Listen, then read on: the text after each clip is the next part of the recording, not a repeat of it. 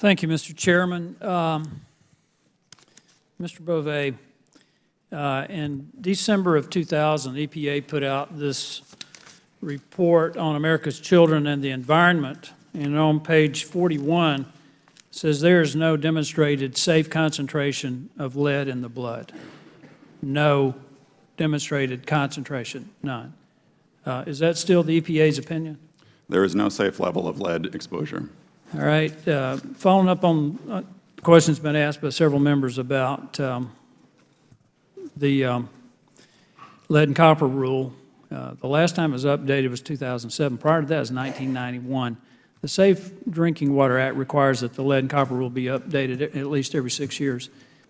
Can you explain to me why we're delaying this out to 2017, possibly 2018?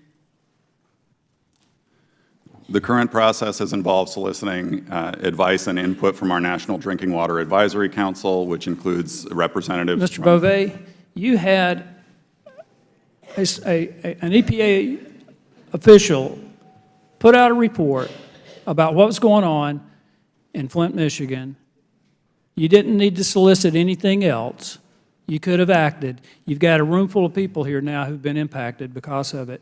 So what are you waiting on?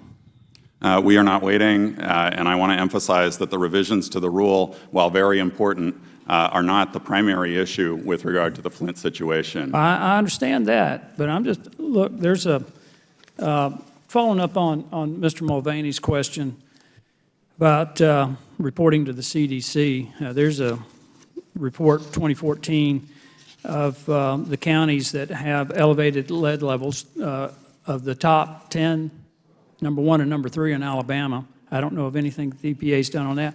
Does the EPA get the data from the CDC and act on it?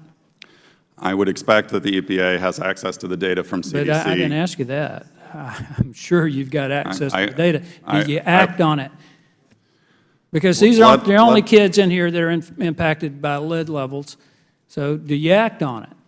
Absolutely. Blood lead levels are affected by multiple sources of lead, including lead in paint and lead in soil. And the EPA has programs, along with our state partners, that address all these issues. Lead in drinking water also is... direct something to Mr. Edwards.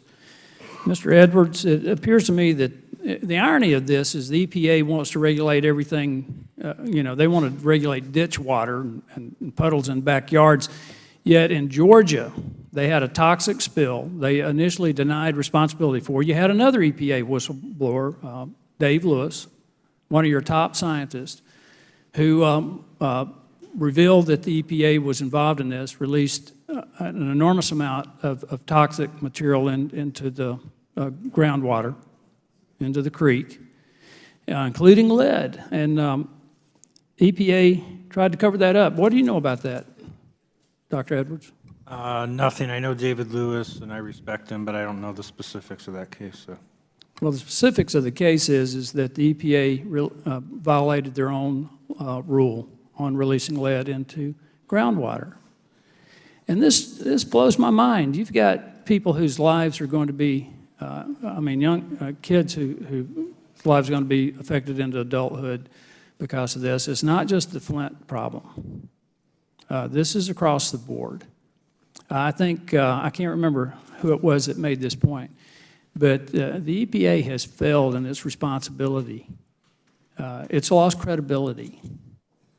And this problem, I think, it's beyond, it's not just the EPA. There's malfeasance at the EPA. I think there's problems at the state level, at the local level. And as it's been pointed out, as Mr. Mulvaney pointed out, I'm not so much interested in the blame, and you have to figure out where the problem is before you can fix it. But my interest is in fixing the problem and make sure that we don't ever have to have another group of people come in here with their children in front of this committee or any other congressional committee to try to get the government to do what it's supposed to do. Mr. Chairman, I yield back the balance of my time. Thank the gentleman.